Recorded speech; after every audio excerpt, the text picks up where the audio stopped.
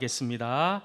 오늘 어버이 주일 사랑하는 주의 성도들이 주의 전에 나와 예배의 자리에 나와 있습니다. 하나님, 오늘 살아있는 주님을 만나는 복된 한 시간 되게 하시고, 무엇보다도 오늘 선포되어지는 말씀 가운데 나의 자신을 돌아보는 믿음의 성도들이 다 될 수 있도록 주여 함께하여 주시옵소서. 감사드리옵고 예수님 이름으로 기도하옵나이다. 아멘. 할렐루야. 우리 옆에 계신 분들 바라보면서 이렇게 한번 축복합시다. 격려합시다. 하나님이 당신과 함께 하십니다. 네. 여러분, 우리가 힘든 세상 살다 보면 나 혼자 있는 것 같아요. 내 옆에 아무도 없는 것 같아요. 그런데 그렇지 않다는 거예요. 주님이 여러분들의 손을 꼭 붙잡아 주시고 여러분들을 가장 선한 길, 가장 좋은 길로 인도해 주시기 원하신다는 그 하나님의 마음을 여러분들이 잊지 않기를 주의 이름으로 간절히 축원합니다. 우리 다시 한 번 더 옆에 분 바라보며 축복합시다. 하나님이 진짜 당신과 함께 계십니다. 네, 감사합니다. 우리는 살면서 참 많은 사람들을 만나지요. 물론 많이 만나는 사람도 있지만 작게 만나는 사람도 있을 거예요. 그런데 우리가 어떤 사람, 누구를 만나느냐에 따라서 우리 인생의 행복과 불행이 좌우될 만큼 이 만남은 너무나도 중요합니다. 그 중에서도 우리가 태어나면서 가장 먼저 만나는 사람이 있습니다. 바로 우리의 부모님이지요. 부모님들은 우리가 이 땅에 태어나기 전부터 우리의 존재를 기다리며 우리가 이 땅에 태어나서 잘 살 수 있도록 모든 환경과 여건 그리고 모든 것을 바쳐서 헌신하십니다. 그리고 부모님들은 가정에서 자녀들을 사랑으로 양육하고 또 하나의 인격으로 키우고 또 자녀들은 이런 부모를 통해서 다른 사람을 존중하는 법과 또 사랑하는 법을 배우게 된다는 거예요. 이런 위대한 부모의 사랑, 이것은 여러분 시간과 공간 그것을 다 추월하는 거예요. 초월해버리는 거예요. 그래서 어느 시대를 막론하건 부모 공경하라고 끊임없이 가르치고 있더라는 겁니다. 사실 우리나라에 처음 복음이 전해졌을 때 우리나라는 그 당시 강력한 유교 문화의 지배 속에 있었습니다. 특히 이 유교는 사람이 가지고 있어야 될 가장 중요한 도리를 효라고 가르쳤습니다. 그래서 이런 효심을 제사를 통해서 돌아가신 부모님에게 기본적인 예의를 표시하는 것을 당연한 것으로 생각했습니다. 그러다 보니 부모 제사를 거부하는, 반대하는 기독교는 엄청난 박해를 받을 수밖에 없었어요. 여러분들 아시는 것처럼 신유박해나 병인양박해와 같은 엄청난 핍박으로 수많은 그리스도인들이 순교당하기도 했습니다. 그런데 여러분, 우리 기독교가 제사를 금지하는 가장 큰 이유는 이 제사가 부모 효도와는 아무 상관이 없는 미신적인 행위라고 보기 때문인 거지요.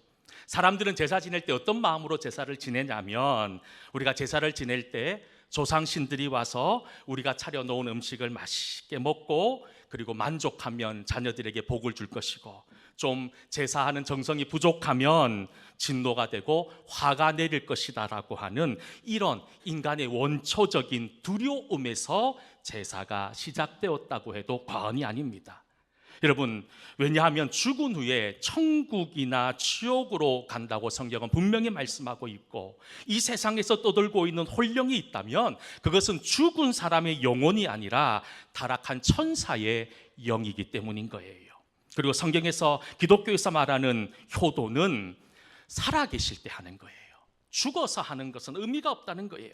살아있을 때 부모님에게 최선을 다해서 온 마음을 다하여 사랑하고 섬기고 여러분 그렇게 공경하는 것이 성경에서 말하는 효라는 겁니다. 그런 면에서 기독교는 부모도 임금도 모르는 무군무부의 종교가 아니라 정말로 가장 기본적인 가장 살아있는 실제적인 효를 가르치는 종교가 우리 기독교라는 사실을 여러분 잊어서는 안 된다는 겁니다. 성경 또한 분명히 가르치고 있습니다. 성경에서도 인간관계에 있어서 가장 중요하게 말씀하는 가장 첫 번째로 말하고 있는 것이 뭐냐? 바로 부모 공경 효도입니다. 하나님께서 이스라엘 백성들에게 10가지 계명인 10계명을 주셨습니다. 이 10계명은 두 가지로 나누어집니다. 1계명부터 4계명까지는 하나님을 향한 계명이고 5계명부터 마지막 10번째 계명까지는 사람을 향한 계명이에요. 그런데 사람을 향한 계명 5번째가 여러분 무엇인지 다 아시지 않습니까? 바로 내 부모를 공경하라는 겁니다. 성경은 인간관계에서 가장 중요한 첫 번째 도리를 효라고 가르치고 있다는 겁니다. 출애굽기 20장 12절 말씀 함께 말씀 읽어보도록 하겠습니다. 내 부모를 공경하라. 그리하면 아멘. 여러분, 내 부모를 공경하라고 하는 이 5번째 계명은 단순히 윤리적인 명령이 아니라 하나님과의 관계 안에서 세워져 나가는 인간 공동체의 질서의 시작이 부모 공경에서부터 완성되고 시작된다는 것을 말씀하고 있다는 거예요. 여러분, 단순히 성경에서 말하는 부모 공경은 여러분 그저 부모를 순종하는 것에 머물러 있지 않습니다. 부모 존재를 정말로 존귀하게 여기고 그분의 삶과 인격을 존중하고 그분의 권위를 인정하고 높여드리는 모든 것을 포괄적으로 말하고 있는 것이 효라는 거예요. 마치 우리가 귀한 보물을 다루듯이 우리 부모를 보시고 섬겨야 된다는 것을 이야기합니다. 그렇다면 왜 하나님께서 수없이 많은 계명들 중에서 내 부모를 공경하라 인간관계의 가장 첫 번째 계명으로 말씀하고 계셨던 것일까요? 그것은 우리 부모님들이 하나님의 대리자이기 때문인 거예요. 여러분, 옆에 있는 정말로 나이가 들어 이제 쇠약해지시고 병들어 있는 부모님이라고 할지라도 우리 부모님들은 우리 하나님의 대리자로 우리에게 생명을 주고 양육하는 거룩한 사명을 가지신 분이었다는 사실을 우리는 절대로 잊어서는 안 된다는 거예요. 자녀를 향한 부모의 사랑은 내 목숨까지도 내어놓는 사랑이잖아요. 예전에 미국 한인 사회에서 슬픈 한 이야기가 있었습니다. 딸 2명과 아내, 아버지 이렇게 4식구가 미국을 여행하게 되었답니다. 자동차를 가지고 미국을 횡단하며 여행을 하게 되었는데 갑자기 몰아친 눈폭풍과 기온의 급강하로 인해서 자동차의 시동은 꺼지고 가지고 있는 식량, 휴대폰 배터리는 다 방전이 돼버린 거예요. 오도 가도 못하는 상황 속에서 갇혀있는 그 2 딸과 아내를 두고 남편은 저 멀리 사람이 어디 있는지도 알지 못한 채 아이를 구하기 위해, 가족을 살리기 위해 그 눈보라를 뚫고 먼 길을 나섰다는 거예요. 참 다행히 그 다음 날 그 아내와 2 딸은 구조대에 의해 구조가 되었습니다. 그런데 그렇게 가족 아내와 2 딸을 살리려고 그렇게 눈보라를 뚫고 나갔던 남편은 실종이 돼버린 거예요. 찾아도 사람이 보이질 않는 거예요. 며칠이 지나서 여러분 꽝꽝 얼어 동사해 있는 그 아버지를 발견합니다. 여러분, 그 손에 어떤 메모가 적혀 있는 줄 아십니까? 우리 딸과 우리의 아내가 저기에 있습니다. 살려주십시오. 그 쪽지를 끝까지 놓지 않고 그 눈보라를 뚫고 죽어가는 순간에도 그것을 쥐고 죽음을 맞이했다는 거예요. 여러분, 이게 부모 마음이잖아요. 부모 마음이잖아요. 우리 부모들 어떻습니까? 우리 부모들을요 그냥 허투루 우리 자녀들을 키우지 않습니다. 우리 아버지들, 어머니들 어떻습니까? 특별히 우리 어머님들은 우리 자녀들을 태중에 두고 10달 동안 말할 수 없는 고통을 경험합니다. 해산의 수고 또한 어떻습니까? 목숨과도 바꿀 만큼 고통이 바로 이 해산의 수고 아닙니까? 허리가 아파도 아이 업어 키우고 여러분 품바리를 했으라도 자식 먹이려고 하는 것이 어미 아버지의 마음 아닙니까? 그런데도 늘 부모들은 자식들에게 못해 준 것을 미안해하고, 여러분 미안해하는 것이 부모들하는 거예요. 얼마 전에 어떤 책에서 한 토막 글을 읽었어요. 어떤 아버지가 자녀에게 보내는 편지였는데요, 제가 이 편지를 읽으면서 마음이 먹먹해지는 것을 경험했습니다. 오늘 예배 시간에 여러분들에게 한번 잠시 좀 소개하려고 하는데 한번 잘 들어보십시오. 사랑하는 아들, 딸들아, 언젠가 우리가 늙어 몸이 허약해져 병에 걸리더라도 인내를 가지고 우리 곁에서 함께 지켜봐 줬으면 좋겠구나. 우리가 늙어서 음식을 흘리면서 먹거나 옷을 더럽히면 옷도 잘 입지 못하게 되면 내가 어렸을 적 우리가 먹이고 입혔던 그 시간을 떠올리면서 미안하지만 우리의 모습을 조금만 참고 받아다오. 우리가 늙어서 말을 할 때 했던 말을 하고 또 하더라도 끝까지 들어주면 좋겠구나. 내가 어렸을 때 좋아하고 듣고 싶어 했던 이야기를 내가 잠이 들 때까지 셀 수 없이 되풀이하면서 들려주지 않았니? 훗날에 혹시 우리가 목욕하는 것을 싫어하면 우리를 너무 부끄럽게 하거나 나무라지는 말아다오. 수없는 핑계를 대면서 목욕하지 않으려고 도망치던 너의 애 시절의 모습을 너도 기억했으면 좋겠구나. 우리가 늙어서 새로 나온 기술을 모르고 점점 기억력이 약해진 우리가 무언가를 자주 잃어버리거나 말이 막혀 대화가 잘 안 될 때면 기억하는 데 필요한 시간을 좀 내어주지 않겠니? 그래도 혹시 우리가 기억을 못 해내더라도 너무 염려하지는 말아다오. 왜냐하면 그때 우리에게 가장 소중한 것은 너와의 대화가 아니라 우리가 너와 함께 있다는 것이고 우리의 말을 들어주는 내가 있다는 것이 중요하기 때문이란다.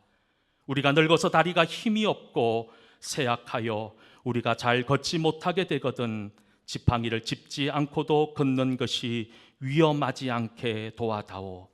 내가 뒤뚱거리며 처음 걸음마를 배울 때 우리가 내게 한 것처럼 내 손을 우리에게 잠시 빌려다오. 그리고 우리가 더 이상 살고 싶지 않다고 말하면 우리에게 너무 화내지 말아다오. 너도 언젠가 우리를 이해하게 되는 시기가 오게 될 테니 말이다. 비록 우리가 너희들을 키우면서 많은 실수를 했어도 우리는 부모로서 줄 수 있는 가장 좋은 것들과 부모로서 보여줄 수 있는 가장 좋은 삶을 너에게 보여주려고 최선을 다했다는 것을 언젠가는 너도 깨닫게 될 것이다. 사랑한다. 내 사랑하는 아들, 딸들아, 내가 어디에 있든지 무엇을 하든지 너를 사랑하고 너의 모든 것을 사랑한단다. 지금 우리가 살고 있는 이 시대, 아니 여러분들의 삶은 어떻습니까? 이 세상은 자꾸 갈수록 거칠어집니다. 폐역해지는 것 같아요. 부모의 뜻을 거스르는 것을 넘어서 심지어 부모에게 폭행을 당하기도 하고 유사 문제로 부모를 죽이는 일도 이 땅 가운데 비일비재하게 일어나고 있지 않습니까? 그렇다면 하나님이 원하시는 진정한 효도는 무엇입니까? 다시 한 번 더 오늘 이 말씀을 기억할 수 있기를 소망합니다. 우리가 주님 안에서 하는 진정한 효도, 우리가 부모님에게로 돌아가는 거예요. 사람이 사람 되면 바로 그 은혜를 기억하는 것에서 시작하는 것 아닙니까? 사람이 받은 은혜를 기억하지 못하면 짐승보다 못하다는 것이 성경의 이야기뿐만 아니라 이 세상의 이야기이기도 하다는 겁니다. 사람이 받은 은혜를 깨달으면 그것 때문에 보람이 있고 인생이 행복해지고 은혜가 넘치게 된다는 거예요. 그러므로 은혜를 잃어버리고 산다면, 부모로부터 받은 은혜를 잊어버리고 살고 있다면 그것이 바로 우리 인생의 가장 불행한 것임을 잊어서는 안 된다는 거예요. 혹여나 오늘 예배드리는 사랑하는 성도 여러분들 중에 부모님의 은혜를 잊어버린 채 살고 있는 사람들이 있다면 여러분들의 삶을 잘 돌아보시고 부모님이 베풀어 주신 그 은혜를 기억하며 하나님께 영광 올려드리는 믿음의 성도들이 될 수 있기를 주의 이름으로 간절히 축원합니다. 그리고 우리가 부모를 공경해야 되는 이유가 무엇입니까? 오늘 말씀에 보면 부모 공경이 우리에게 놀라운 축복의 약속으로 다가오기 때문인 거지요. 10계명 모두 10개의 계명이 기록되어져 있습니다. 그런데 이 10개의 계명을 보면 거의 다 명령형으로 되어져 있습니다. 그런데 단 2개의 계명, 그 2개의 계명은 약속 있는 하나님의 복을 선포하고 있습니다. 두 번째 계명, 우상을 만들거나 섬기지 않고 오직 하나님만 섬기면 하나님께서 천대까지 은혜를 베풀어 주시겠다라고 두 번째 계명에서 말씀하셨고, 또 하나 더 바로 우리가 오늘 함께 읽었던 5계명 내 부모를 공경하라 그 말씀 뒤에 그리하면 내 하나님 여호와가 내게 준 땅에서 내 생명이 길 것이다라고 하는 확실한 약속을 우리에게 주셨다는 거예요. 그리고 오늘 우리가 함께 읽은 에베소서에서 사도 바울도 내 부모를 공경하라는 말씀과 함께 이렇게 말씀합니다. 에베소서 6장 2절과 3절 말씀입니다. 같이 한번 에베소서 6장 2절 3절 말씀을 읽어보도록 하겠습니다. 내 아버지와 어머니를 공경하라. 이로써 내가 잘되고 땅에서 장수하리라. 아멘. 여러분, 여기 중요한 단어들이 몇 가지 나옵니다. 특별히 여기서 잘 된다는 의미의 헬라어는요, 여러분 그저 이 세상 가운데 성공하고 출세하고 사람들로부터 인정받고 좋은 학교 가고 여러분 이런 것들을 의미하는 것이 아니라 여기서 말하는 잘 되는 삶이라고 하는 것은 하나님의 은혜와 평강 가운데 살아가는 삶, 그것을 잘 되는 삶이라고 이야기하고 있다는 거예요. 오해하지 않기를 소망합니다. 부모 공경하면 출세하고 성공하고 사업이 대박 나는 것이 아니라는 거예요. 부모 공경해도 사업에 실패할 수도 있고 부모 공경해도 병들 수 있어요. 하지만 주님께서 약속하시는 내 부모를 공경하라, 그게 너희들이 땅에서 잘 된다고 하는 이 말씀은 그런 어떤 형편 어떤 상황 가운데 놓인다 하더라도 하나님의 은혜와 하나님의 평강 가운데 살아갈 수 있는 진짜 행복한 사람이 될 수 있다는 것을 이야기하고 있다는 겁니다. 또한 이어서 나오는 땅에서 장수하는 것도 마찬가지입니다. 그저 이 땅에서 수백 년, 100년 이상 여러분 장수하는 그저 생명의 연수가 길어진다는 것을 의미하는 것이 아니라 하나님과 함께 풍성한 삶을, 남들이 다 부러워하는 은혜의 삶을 살게 되는 것을 땅에서 장수한다라고 하는 표현으로 사용되어지고 있다는 겁니다. 이처럼 하나님이 주신 이 사명, 부모를 공경하라고 하는 이 사명을, 계명을 잘 지킨 사람은 형통함과 여러분 장수의 복을 하나님 약속하셨다는 거예요. 그런데 그저 여러분 이런 잘 되는 약속만 하신 것이 아니라 반대로 불효자에게 임하는 하나님의 벌 또한 성경에서는 기록되고 있다는 거예요. 많은 성경들을 찾아봤어요. 많은 구절들을 찾아봤지만 그 구절들 한 구절 한 구절들이 매우 무서웠어요. 두 구절의 말씀만 소개하겠습니다. 신명기 27장 16절, 그의 부모를 경홀히 여기는 자는 저주를 받을 것이라 할 것이요 모든 백성은 아멘 할지라. 부모를 경홀히 여기는 사람은 어떻게 된다고요? 저주를 받는 것이라고 얘기합니다. 또 한 가지 더, 잠언 30장 17절, 아비를 조롱하며 어미 순종하기를 싫어하는 자의 눈은 꼴짜기에 까마귀에게 쪼이고 독수리 새끼에게 먹히리라. 여러분 무섭지 않아요? 저는 말씀 준비하면서 불효자에게 내리는 하나님의 벌, 이 말씀들을 보면서 너무너무 무서웠어요.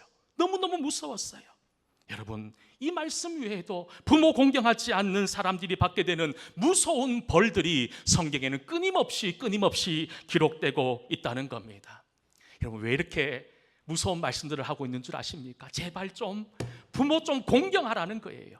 사실 세상은, 시대는 끊임없이 부모를 공경하고 효도하라고 가르치지만 여러분 어느 시대든 참 힘든 것이 부모 공경이고 효도하는 것 같아요. 그래서 성경에서도 우리가 너무 안 되니 어떻게 보면 우리에게 반협박적으로 너희들이 효도하지 않으면 이런 일들이 있으니까 제발 효도하라고 하는 의미로 이렇게 우리에게 말씀하고 있는 것이 아닐까요? 여러분 우리가 물론 복받기 위해, 우리가 물론 벌받지 않기 위해 효도하는 것이 아니지만 여러분 부모를 공경해야 하는 것, 저와 여러분들에게 주신 하나님의 사명이고 명령임을 여러분 잃지 않기를 간절히 소망합니다. 우리 가운데 점점 잊혀지는 단어가 있잖아요. 그것이 뭐냐? 바로 부모 공경이라는 단어입니다. 여러분 이 공경이라는 말이 매우 낯설잖아요. 또 고리타분하게 느껴지지는 않습니까?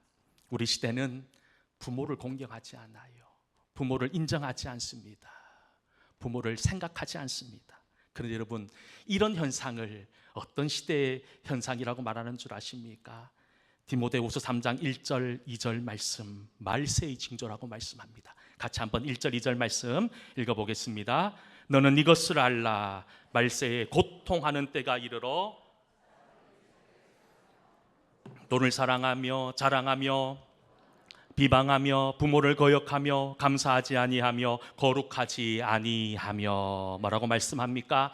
말세에 고통당할 때가 있는데 그때는 어떤 때냐? 사람이 돈을 사랑하고 자기를 자랑하고 교만하고 비방하는 것뿐만 아니라 부모를 거역하는 것 또한 말세에 일어나는 현상이라는 겁니다.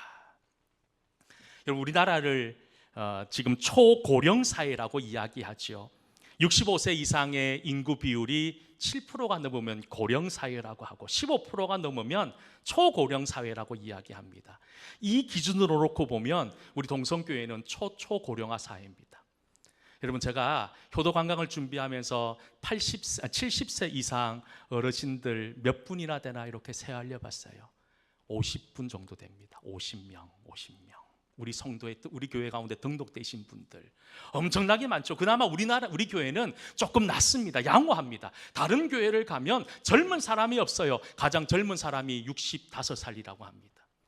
여러분, 우리 교회는 그나마 젊지만 우리 교회 또한 초고령화 교회입니다. 어르신들이 많은 교회예요. 그런데 여러분, 이런 초고령화 사회로 접어들면서 가장 소외받는 사람들이 누군 줄 아십니까? 바로 노인들, 부모님들이 소외된다는 거예요. 지금 이 세상은 모든 것을 경제적인 가치로 평가하고 판단합니다. 어른들은 경제적인 어떤 능력이 없어요. 그러다 보니 이 사회는 자연스럽게 노인들과 부모들과 어른들을 경시하고 무시하는 경향이 강하다는 겁니다. 예전에 읽었던 책에서 캐나다의 어떤 교수님이 쓴 책에 이런 이야기를 한번 읽었던 적이 있습니다.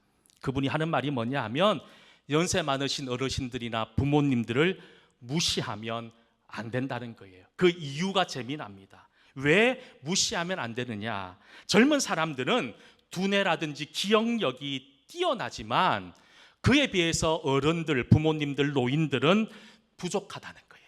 그렇죠?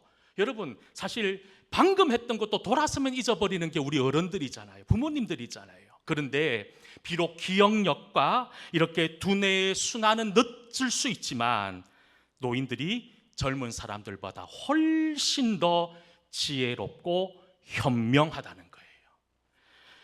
나이가 들면 당연히 기억력과 집중력이 떨어지지요. 그러나 어떤 상황 속에 그것을 종합적으로 판단하는 능력은 젊은 사람들의 것보다 훨씬 더 우월하다는 겁니다. 바로 노인의 두뇌는 지혜의 두뇌라고 이야기하더라는 거예요.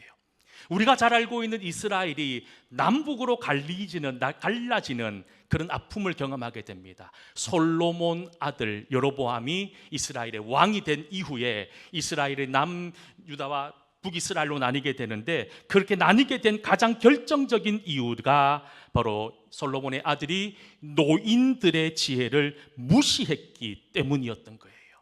노인들을 무시하고 젊은 사람들만 등용하다가 결국 나라가 쪼갈라지고 말았다는 겁니다.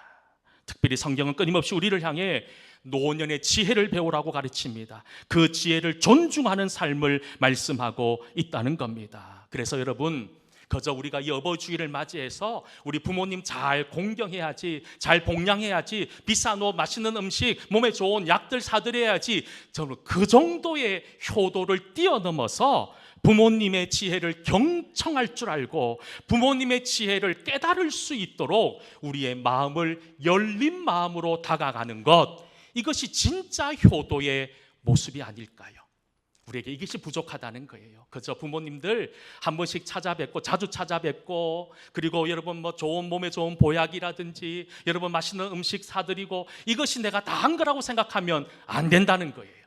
부모의 마음, 부모의 지혜와 부모의 그 현명함을 내가 깨닫고 그것을 따라갈 줄 아는 은혜가 우리에게 있어야 될 줄 믿습니다.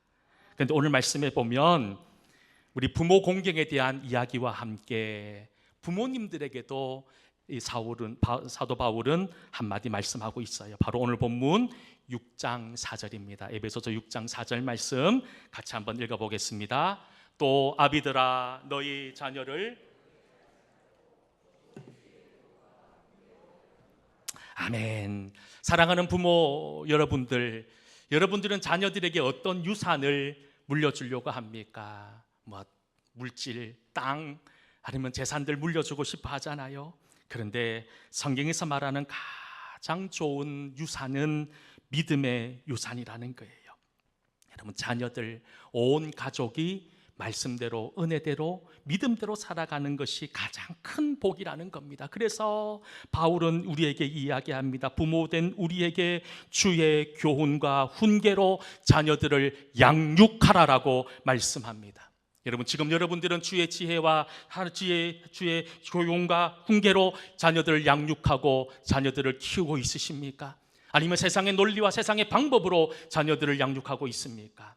여러분, 다시 한번 더 어버이 주일을 맞이해서 거저 어버이 주일은 우리가 자녀들로부터 효도받는 것 이런 날이 아니라 내가 부모로서의 사명을 잘 감당하고 있는지를 확인하는 시간이기도 하다는 겁니다. 그런데 오늘 말씀 우리가 읽지는 우리 여호수아서의 말씀에 보면 이렇게 주의 말씀으로 양육되는 가정들, 그 가정에게 누리는 하나님의 복을 말씀합니다. 여호수아서 1장 7절부터 9절까지 말씀, 우리 같이 한번 말씀 읽어보겠습니다. 오직 강하고 극히 담대하여 나의 종 모세가 내게 명령한 그 율법을 다 지켜 행하고 우로나 좌로나 치우치지 말라. 그리하면 어디로 가든지 형통하리니 이 율법책을 내 입에서 떠나지 말게 하여며 주야로 그것을 묵상하여 내 안에 기록된 대로 다 지켜 행하라. 그리하면 평탄하게 될 것이며 내가 형통하리라.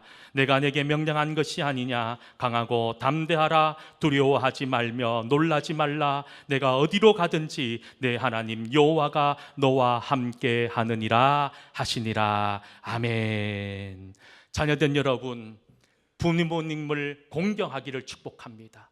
부모님을 사랑하기를 소망합니다. 그리고 부모된 여러분, 정말로 자녀들을 하나님의 지혜와 하나님의 교훈으로 양육함으로 여러분들의 모든 성도의 가정이 하나님 한 분만을 소망하는 믿음의 대가문 될 수 있기를 주의 이름으로 간절히 축원합니다. 기도하겠습니다. 은혜로우신 하나님, 오늘 어버이 주일을 맞이하여 다시 한 번 더 부모 공경과 가정의 은혜를 기억합니다. 주여, 우리가 지금 부모를 공경하고 순종하고 있는지를 돌아보니 주여, 잃어버린 부모 공경과 부모 순종하는 마음을 깨닫게 하시고 회복하는 은혜를 누리게 하여 주시옵소서. 특별히 부모된 우리는 믿음으로 자녀들을 양육하게 하여 주시고 주의 교훈으로 주의 은혜로 자녀들을 양육함으로 우리 모든 성도들의 가정이 하나님을 섬기는 믿음의 복된 대가문 될 수 있도록 주여 기름 부어 주시옵소서. 감사드리오며 예수님 이름으로 기도하옵나이다.